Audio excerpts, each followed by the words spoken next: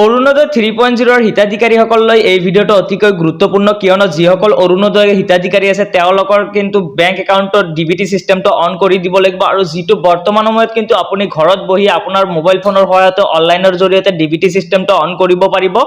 So যিসকল অৰুণোদয় হিতাধিকাৰী আছে প্ৰত্যেকজন অৰুণোদয় হিতাধিকাৰীৰ কাৰণে কিন্তু এই ভিডিঅ'টো অতিকৈ গুৰুত্বপূৰ্ণ। আপোনাৰ যিটো ডিবিটি সিস্টেম আছে এইটো অন নকৰিলে কিন্তু মাৰ্চত যি 10 তাৰিখে আপুনি 9000 টকা পাবলৈ গৈ আছে অৰুণোদয় 3.0 টকা সেইটো কিন্তু আপুনি লাভ নকৰিব। সো প্ৰত্যেকজন অৰুণোদয় হিতাধিকাৰীয়ে কিন্তু এই কামটো কৰিব লাগিব। আপোনাৰ অৰুণোদয় যদি আপুনি এজন অৰুণোদয় হিতাধিকাৰী হয় তেনেহলে প্ৰথমতে আপুনি চেক কৰি জানিব লাগিব যে আপোনাৰ বেংক একাউণ্টখন ডিবিটি সিস্টেমটো অন আছে নে নাই, আৰু যদি নাই তেনেহলে আপুনি কেনেকৈ অনলাইনৰ জৰিয়তে ঘৰত বহি আপোনাৰ মোবাইলৰ সহায়তে ডিবিটি সিস্টেমটো অন কৰিব। গোটেইখিনি প্ৰসেস দেখুৱাই দিম। প্ৰথমতে দেখুৱাই দি আছো কেনেকৈ আপুনি এই ডিবিটি সিস্টেমটো অন আছে নে নাই কেনেকৈ চেক কৰিব। সো ভিডিঅ'টো আৰম্ভ কৰাৰ আগতে আপোনালৈ সৰু এটা ৰিকুৱেষ্ট, যদি আমাৰ ইউটিউব চেনেললৈ প্ৰথমবাৰৰ কাৰণে ভিজিট কৰিছে প্লিজ চেনেলটো সাবস্ক্ৰাইব কৰি বেল আইকনটো বজাই দিব আৰু ভিডিঅ'টোত এটা লাইক কৰি দিব।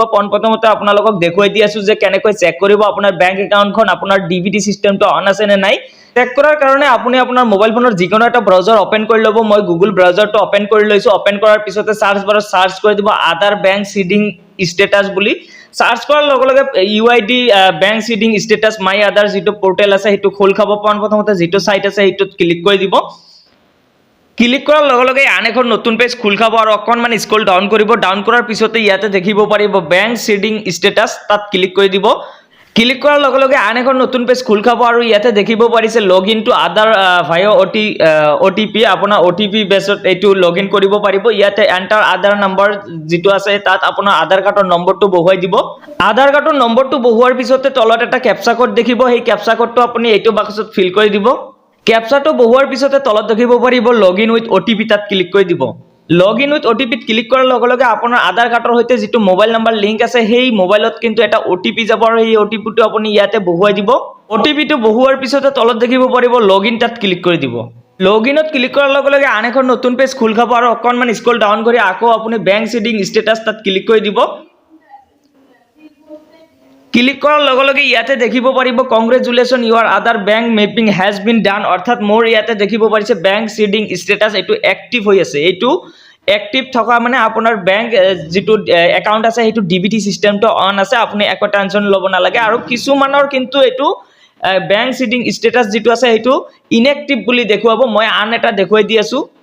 এইটো দেখিব পাৰিছে আধাৰ নাম্বাৰ বেলেগ আছে, তাৰ পিছতে বেংক নেমটো বেলেগ আছে, বেংক সিডিং স্ট্যাটাসটো দেখিব পাৰিছে ইনএক্টিভ হৈ আছে, অৰ্থাৎ এইটো ডিবিটি সিস্টেমটো অন নাই। তেনেহলে কিন্তু আপুনি এইটো ডিবিটি সিস্টেমটো অন কৰিব লাগিব।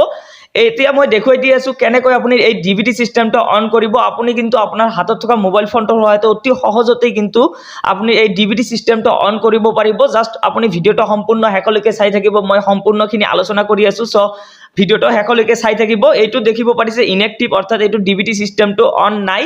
এতিয়া দেখুৱাই দি আছো কেনেকৈ আপুনি এই ডিবিটি সিস্টেমটো অন কৰিব অনলাইনৰ থ্ৰু দি।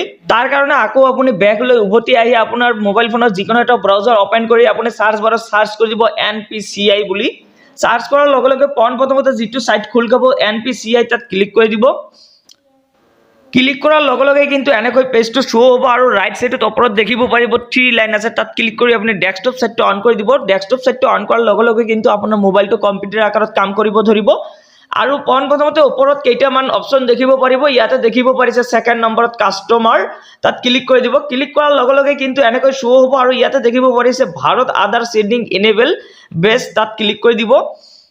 ক্লিক কৰাৰ লগে লগে আন এখন নতুন পেজ খোল খাব আৰু লেফ্ট সাইডত দেখিব পাৰিব আধাৰ সিডিং আৰু ডি সিডিং। আপুনি ইয়াৰ পৰা ডিএক্টিভেটো কৰিব পাৰিব, এক্টিভেটো কৰিব পাৰিব। আপুনি জাস্ট আধাৰ সিডিং ডি সিডিং তাত ক্লিক কৰি দিব।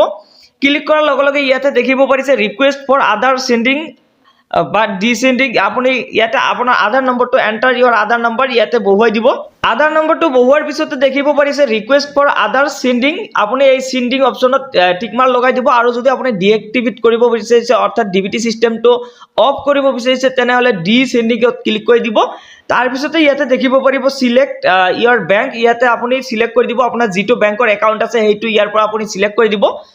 বেংকটো সিলেক্ট কৰাৰ পিছতে তলত দেখিব পাৰিব সেন্ডিং টাইপ ফ্ৰেছ সেন্ডিং, এইটো প্ৰথম যিটো আছে সেইটোতে সিলেক্ট ৰাখি দিব। তাৰ পিছতে একাউণ্ট নম্বৰ আপোনাৰ যিটো বেংক একাউণ্ট নম্বৰ আছে সেইটো আপুনি ইয়াতে বহুৱাই দিব। তাৰপিছতে কনফাৰ্ম একাউণ্ট নাম্বাৰ আকৌ এইটো ৰিটাইপ কৰি দিব। ৰিটাইপ কৰাৰ পিছতে ইয়াতে দেখিব পাৰিব যে এটা ডিক্লাৰেশ্যন দিব লাগিব, এইটো আপুনি টিক মাৰ্ক লগাই দিব। লগোৱাৰ পিছতে তলত দেখিব পাৰিব এটা কেপচা কোড আছে, এই কেপচা কোডটো আপুনি এইটো বাকচত ভৰাই দি আপুনি সাবমিটত ক্লিক কৰি দিব। সাবমিটত ক্লিক কৰাৰ লগে লগে এনেকৈ পেজটো শ্ব' হ'ব আৰু আপুনি এগ্ৰি এণ্ড কণ্টিনিউ তাত আকৌ ক্লিক কৰি দিব। ক্লিক কৰাৰ লগে লগে আপোনাৰ মোবাইলত এটা আকৌ OTP যাব, এই OTPটো আপুনি ইয়াতে বহুৱাই দিব। OTPটো বহুৱাৰ পিছতে ইয়াতে এনেকৈ শ্ব' হ'ব আৰু আপুনি কনফাৰ্মত ক্লিক কৰি দিব। কনফাৰ্মত ক্লিক কৰাৰ লগে লগে ইয়াতে দেখিব পাৰিছে আধাৰ সিডিং ষ্টেটাছ সাকসেছ হৈ গৈছে, ৰিজাল্ট আহি গৈছে, ইয়ৰ আধাৰ নাম্বাৰ এনেকৈ সাকসেছ বুলি হৈছে বুলি এনেকৈ শ্ব' হ'ব।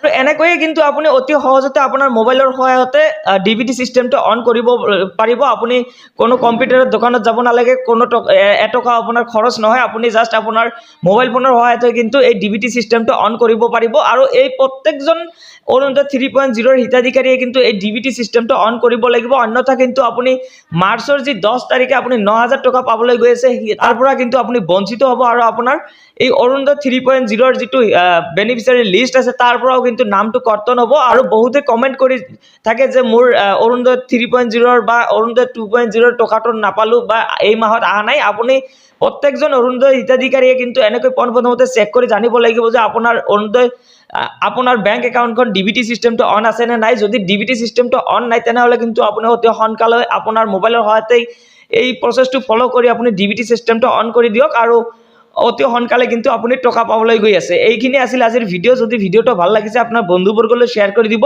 আৰু যদি চেনেললৈ নতুনবাৰ কাৰণে আহিছে চেনেলটো ছাবস্ক্ৰাইব কৰি বেল আইকনটো বজাই দিব।